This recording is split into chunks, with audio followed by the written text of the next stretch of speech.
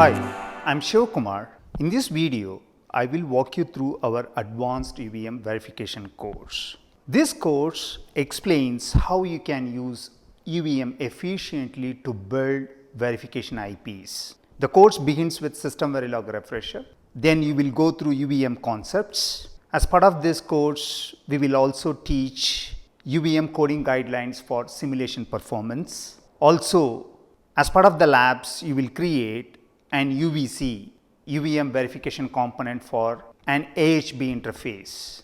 You will also explore coding guidelines for verification IP. Also, we will take you through various examples how you can use UVM to verify different designs differently. There are 3 case studies: Bluetooth verification IP, RISC-V UVM TB, and then SOC verification. For all these case studies, there will be UVM test benches. You can run the test cases and explore how different UVM architectures work for different designs efficiently. To attend this training, you must have minimum experience of using HDL and system Verilog for RTL verification, at least 1 or 2 years of experience, and good knowledge in Verilog and system Verilog is essential. This is the curriculum. It has 3 major modules: system Verilog refresher, advanced UVM, and case studies. As part of system Verilog refresher, we will take you through all system Verilog concepts so that everyone will be on the same page. And then as part of the UVM course, we will explain all UVM concepts. You will do labs. As part of the labs, you will build an UVC for AHB and then case studies. For the labs, you will create agent, how the agent works, how you can make the agent as active or passive. Look at here, you can configure the agent and you can make it as active or passive. And to create UVC, you have to model masters and slaves. So there will be like master agents and slave agents, and you will also create scoreboard to verify the transactions. And then you will also explore how you can model different scenarios using virtual sequences, something like this. You will also explore how you can configure your UVC to create multi-master, multi-slave kind of environment. Case studies. There will be Bluetooth verification IP. There you will explore how we model the Bluetooth protocol stack, how you can define verification plan using all the features, Bluetooth features, and how you can map the functional coverage, cover points to various features, and how you can back annotate the functional coverage to the plan and see how the verification is progressing. That also you are going to explore. How to convert HCI into pin level interface. So there you may need to create some kind of adapters. That's what you are going to explore.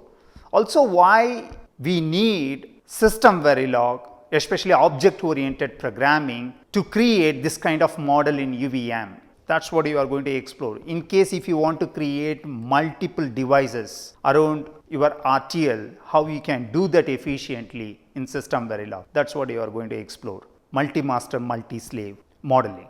When it comes to VIP, you need to think about various things, how you can define verification plan and how the coverage values, not only functional coverage from cover points, there could be coverage from assertions. Sometimes you get coverage from code coverage metrics, how you can map all the coverage values with the V plan and how you can track the verification progress. That's what you need to look at. And then in addition to this, you also need to provide test suite, which is nothing but test library, reference models, primarily the test bench infrastructure. In this case, you create test bench infrastructure, which is nothing but verification environment in UVM. Also assertions, nothing but assertion IP, and then scripts, how the user can run simulation using your scripts. The other case study is a RISC-V processor. RISC-V processor is very different from Bluetooth. So here how you can define the verification plan. The approach is entirely different. There are different kinds of instructions: load, store, shift, arithmetic, and how you can define V plan based on all these instructions.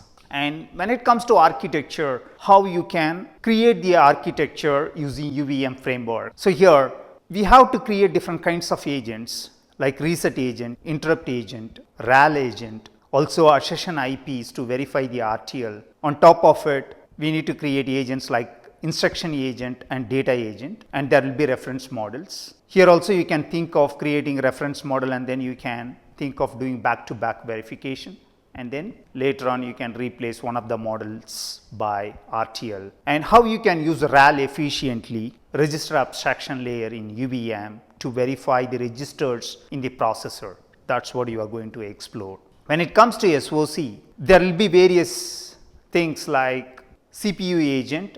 This is modeled in UVM and it's going to run the test cases, C test cases. We call them as firmware test cases. But on top of the C test case, how you can define virtual sequences so that you can do everything in UVM. You may want to create some kind of UVM wrappers. And then using UVM RAL, how you can verify the registers, and then there will be standard verification IPs for interfaces like USB. There may be legacy test benches in Verilog, how you can create UVM wrapper for legacy HDL test benches, for example JTAG. And then you can also think of using VIPs for interfaces like Wi-Fi, Bluetooth, and then of course there will be UVM agents for other interfaces. For example, if it is going to be like reset test case, how it can happen.